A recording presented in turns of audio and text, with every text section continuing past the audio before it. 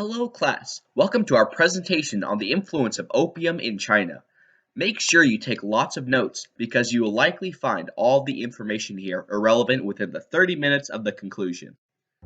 We first come to our scene in the vast landscape of 17th century China. In China, we can see the locals living their happy lives. Ancient traditions and cherished culture flourish in this pristine landscape. But sooner or later, these same happy folk will be tripping out of their minds. Over on the other side of the globe, we come across the island nation whose ambitions were too big for their pants. Hello there, little Englishman. Hello there. What is your glorious empire planning on doing today? We are going to negotiate trade deals with a little place called China. Little? How is it little? You know? Never mind. Let's go. Hey China, do you want to open trade with the greatest nation in the world? Why would we trade with you? We already have everything. Now this was true. The Chinese had all that a civilization in its prime could want. There is no way that opening trade with the West would be beneficial to them. And right they were.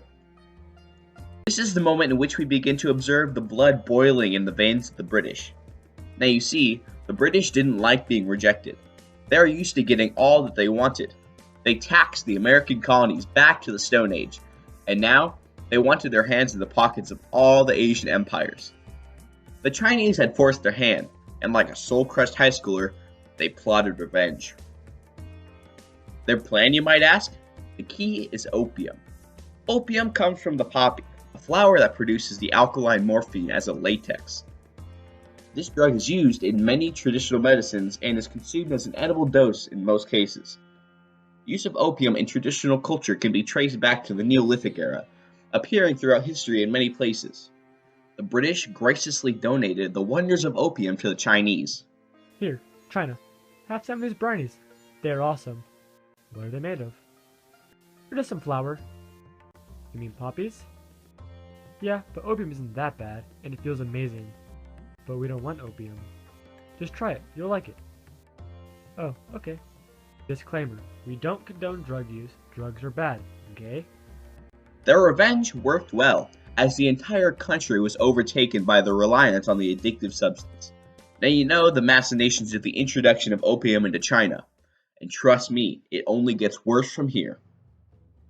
The story of the First Opium War begins with the realization of the detriment of opium in Chinese culture. After the first British introduced opium to the Eastern empires, the Chinese government eventually outlawed the production and consumption of opiates. They thought that the elimination of this horrible substance was going to be the gateway to China returning to its glory days. You know, the pre-opium days. Opium crops and all stocked up products were still sitting around, but the Chinese government had a plan for that issue. Their solution? Dump it in the ocean.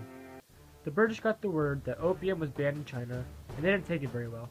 The British waged war on China due to the opium situation. The war lasted 3 years, ending in 1842 with the Treaty of Nanjing. This treaty ceded the island nation of Hong Kong to the British as a proviso put in by the British, as well as the establishment of 5 trading ports on the Chinese coast, namely Shanghai, Canton, Ningpo, Fuzhou, and Amoy. This wasn't such a good deal for the Chinese, but the drug-torn country wasn't willing to put up a diplomatic fight when offered with a break from the ravages of war. With the first war over, the Chinese ran into a new issue. The country was so reliant on the contribution of opium trade into the economy that the absence of opium in China ripped apart the economic stability of the whole nation. And so begins the Second War. In the time between 1856 and 1860, civil war tore through China. Chinese rebel groups took up arms against the government, fighting for the legalization of opium to restore the economic balance that was present in the times of the poppy production. This 4-year war was named the Air War after the vessel that initiated the fighting. The British government, aided by the French and Chinese rebel freedom fighters, fought against the Chinese government and the nation's armed forces. Many lives were lost, and the conclusion of the war brought the same result as the First War.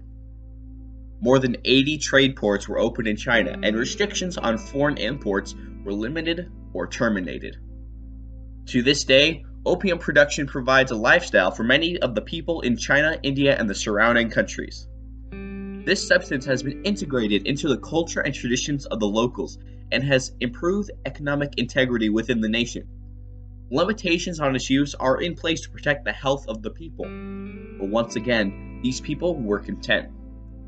And like that, we end the tale of the influence of opium in China. Thank you for watching, and I hope you can go more than a class period without completely forgetting this story.